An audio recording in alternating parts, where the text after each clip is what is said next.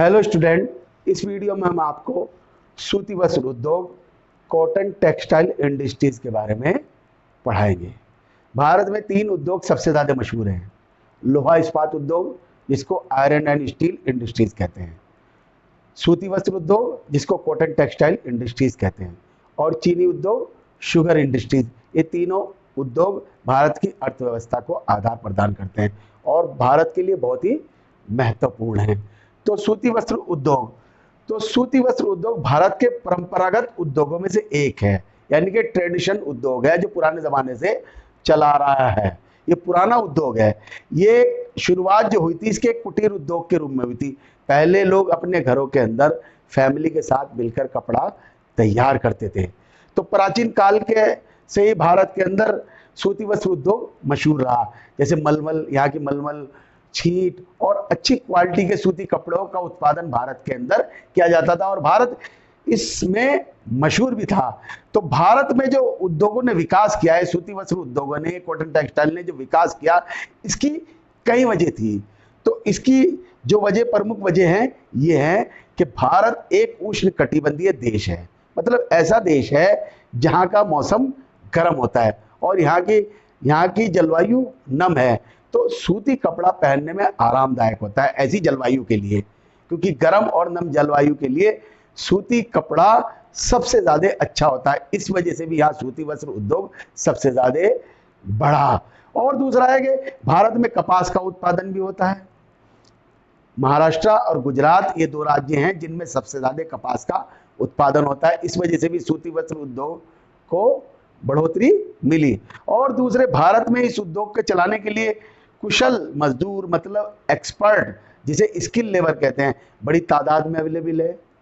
तो जो इस फैक्ट्री में काम करते हैं, ये भी एक पॉइंट होने की वजह से भी सूती वस्त्र उद्योग को बढ़ावा मिला। और भारत के कुछ क्षेत्रों में सूती कपड़ों का उत्पादन पीढ़ी दर पीढ़ी से कर रहे हैं। बाप दादाओं से उनके कपड़े बनाने का काम कर रहे हैं। तो वो अपनी जो क्वालिटी है वो पीढ़ी दर पीढ़ी ट्रांसफर कर रहे हैं। दादा, परदादा, उनके बच्चे वो अपनी क्वालिटी को, जो कपड़ा बनाने की उनकी जो क्वालिटी है, वो जनरेशन टू जनरेशन ट्रांसफर कर रहे हैं। एक ये भी इसमें फायदा है क्योंकि पुराने जमाने से ये उद्योग चला रहा है और प्राचीन उद्योग है, पुराने जमाने का ये उद्योग है। तो अभी इसके बाद शुरू करते हैं भारत में सूती उद्योग का विकास, डेवलपमेंट कैसे हुआ भारत में सूती कॉटन टेक्सटाइल इंडस्ट्री का। तो शुरू में जो अंग्रेजों ने स्वदेशी सूती कपड़ा, जो हमारे देश के अंदर कपड़ा बनता था, उसके विकास को बढ़ावा नहीं दिया। अंग्रेजों ने वो क्यों बढ़ाना देने लगे? क्योंकि उनके देश में मिलें पाई जाती थी। तो हमारे देश के सूती कपड़ा उद्योग को उन्होंने बढ़ावा नहीं दिया। वो क्या करते थे, यहाँ से जो कच्चा माल था, जो कपास जो पैदा होती थी गुजरात और महाराष्ट्र में, वो अपने देश में ले आते थे। मैनचेस्टर और लिवरपूल, लंदन में अपनी मिलों के लिए ले आते थे। यहाँ से निर्यात करते थे, मतलब अपने देश में आयात करते थे, इंपोर्ट करते थे और यहाँ से एक्सपोर्ट करवाते थे। तो वो अपनी मिलों के लिए कपड़ा ले जाते थे और इस कपास को वो इस्तेमाल करके बड़े पैमाने पर उत्पादन करते थे और अपनी मिलों के अंदर इस कपास को ले जाते थे और कपड़ा उसका बनाते थे और इस तैयार माल को भारत में ही वापस लिया करते थे। तो यहाँ से कच्चा माल ले जाते थे और वहां से कपड़ा तैयार करके उसको वापस भारत में लाते थे। और ये जो कपड़ा तैयार करके वो लाते थे, तो भारत के बने कपड़े से, क्योंकि भारत में कपड़ा हाथ से बनता था उस टाइम में, तो मिलों का कपड़ा भारत में बने कपड़े से सस्ता होता था, तो मार्केट में आता था, वो तुरंत बिक जाता था। तो इसीलिए ये हो गया। और भारत में आधुनिक मशीन की जो स्थापना हुई 1854 में हुई। मुंबई के अंदर स्थापना मीन की हुई। सबसे पहले जो सूती वस्त्र उद्योग स्थापित हुआ वो मुंबई के अंदर हुआ। तो मुंबई में जो स्थापित की गई, वो आखिर क्या रीजन थे, क्या वजह थी कि मुंबई के अंदर इसकी स्थापना हुई? उसके कई फायदे थे मुंबई के अंदर, कुछ पॉइंट थे, इसी वजह से मुंबई के अंदर कॉटन टेक्सटाइल इंडस्ट्री की स्थापना हुई। सबसे पहला पॉइंट तो ये था कि मुंबई शहर गुजरात और महाराष्ट्र के कपास उत्पादक क्षेत्र के नजदीक है। मतलब जहां महाराष्ट्र और गुजरात में कपास पैदा होती है और महाराष्ट्र की राजधानी मुंबई है, तो ये कपास जहां पैदा होते हैं, मुंबई वाले क्षेत्र में ही कपास पैदा होता है, महाराष्ट्र और गुजरात में। तो इसी वजह से कपास उत्पादक कच्चा माल की कमी नहीं है, कपड़ा बनाने के लिए कच्चे माल की कमी नहीं है। दूसरे, मुंबई बंदरगाह से कच्ची कपास को इंग्लैंड में निर्यात करना आसान था।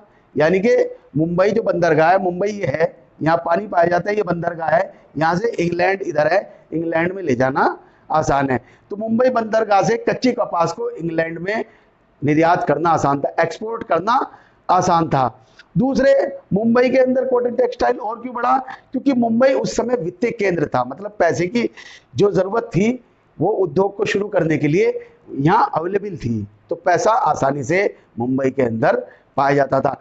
दूसरे, मुंबई में रोजगार के अवसर पैदा हो गए और मजदूरों के आकर्षण का केंद्र हो गया और सस्ते दामों पर यहाँ मजदूर मिलने लग गए। आज भी देखिए आपके अंदर, मुंबई के अंदर, यूपी, बिहार और भी राज्यों के बहुत सारे मजदूर पाए जाते हैं, तो वहाँ लेबर की प्रॉब्लम नहीं है और सस्ती लेबर वहाँ से अवेलेबल है। इसकी वजह से भी एक कॉटन टेक्सटाइल इंडस्ट्रीज ने मुंबई के अंदर तरक्की करी। दूसरे, बंदरगाह के नजदीक होने से सूती कपड़े मिलों के लिए जरूरी मशीनों का आयात इंग्लैंड से आसानी से हो जाता था। तो ये उसके फायदे थे कि वो ये बंदरगाह है, तो यहाँ से इंग्लैंड जाना आसान है, तो बंदरगाह के नजदीक होने की वजह से सूती कपड़े मिले और जरूरी मशीनें जो भी चाहिए सूती वस्त्र उद्योग के लिए वो इंग्लैंड से मंगाना आसान था, क्योंकि मुंबई समुद्र के किनारे है और पानी के जहाज के रास्ते इंग्लैंड जाना आसान था। सामान मंगाना, वहां से मशीनें जो भी चाहिए सूती वस्त्र उद्योग के लिए वो मंगाना आसान था। मुंबई के बाद और 2 मिलें स्थापित हुई, शाहपुर मिल और कैलिको मिल, ये अहमदाबाद में हुई। और उसके बाद 1947 में भारत की मिलों की संख्या 423 होगी। कहाँ तो एक मिल थी और फिर उसके बढ़कर अब भारत में 1947 तक भारत में मिलों की संख्या 423 तक के पहुंच गई। लेकिन देश का बंटवारा हो गया, 1947 के बाद देश का बंटवारा हो गया और 2 भागों में बंट गया। इस वजह से इस उद्योग को बहुत बड़ा झटका लगा और आज़ादी के बाद भारत में मिलों की संख्या 409 रह गई। जो 423 से वो आज़ादी के बाद 409 रह गई, क्योंकि कुछ हिस्सा उसका पाकिस्तान में चला गया। उसके बाद आता है सूती वस्त्र उद्योगों का विभाजन।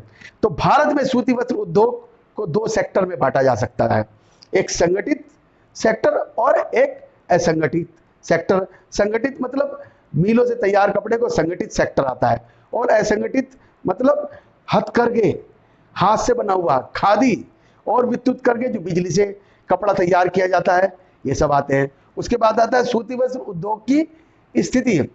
अब कपास एक शुद्ध कच्चा माल है। सूती वस्त्र उद्योग की स्थिति कच्चे माल के शर्तों के निजत पर नहीं, कि ऐसा नहीं कि कच्चा माल जहां पाया जाता है वहीं इस उद्योग को स्थापित किया जाता है, इससे मतलब नहीं है। इस उद्योग को बहुत और चीजें प्रभावित करती है। पहले था ये कि कच्चा माल जहां पाया जाता है, कपास जहां पाया जाता है, वहीं इस उद्योग को बढ़ावा दिया गया, वहीं स्थापित किया गया। मगर अब ऐसा नहीं है कि कच्चा माल वहां मिले ना मिले, इस उद्योगों को कुछ दूसरे फैक्टरों के आधार पर लगाया जाता है। जैसे आपका कार्गो को चलाने के लिए बिजली की अवेलेबिलिटी चाहिए। बिजली नहीं रहेगी तो मशीनें नहीं चलेगी। तो सबसे पहले देखा जाता है कि बिजली की अवेलेबिलिटी चाहिए उस क्षेत्र में जहां इस फैक्ट्री को लगाना, वहां बिजली की आवश्यकता की जरूरत होती है। दूसरा, मजदूर होने चाहिए, स्किल लेबर होने चाहिए।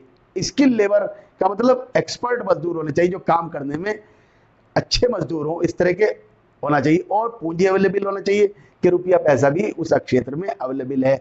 और दूसरा है कि बाजार से निकटता, कि ये तो बाजार में हो, ये बाजार के करीब हो, इस फैक्ट्री को एस्टैब्लिश करना चाहिए। ये सब पॉइंटों को ध्यान में रखते हुए ही आज कॉटन टेक्सटाइल इंडस्ट्री को लगाया जाता है। इनमें सबसे ज्यादा जो जरूरी पॉइंट चल रहा है वो आपका चल रहा है बाजार, क्योंकि प्रेजेंट टाइम में सूती वस्त्र उद्योग का बाजार, ये बाजार के नजदीक ही स्थापित किए जाते हैं।